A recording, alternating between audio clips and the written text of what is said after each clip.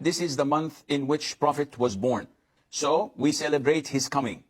Is this permissible? Did the Prophet ﷺ ever in his life tell us anything about the issue of Rabi' al-Awwal being important, being good, being this or being that?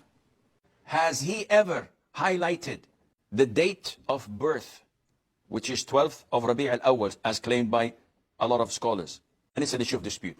Has he ever said to us that this is something that you guys have to praise and look up to and celebrate? Never ever he mentioned anything about his birthday.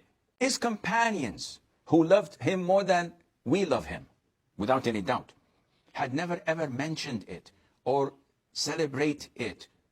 So is it possible that we know more than them? That we love him more than them? Or is it possible that shaitan is messing up with our deen because we are ignorant and we are so deviated from the straight path that we're not concerned, we're not even wanting to refer back to the Quran and Sunnah for answers? This is a question you have to answer. And you have to do your due diligence, whether you're following the Prophet ﷺ for real, or you're following your whims and desires and what your corrupt peers and saints and so-called Maulana are telling you to do.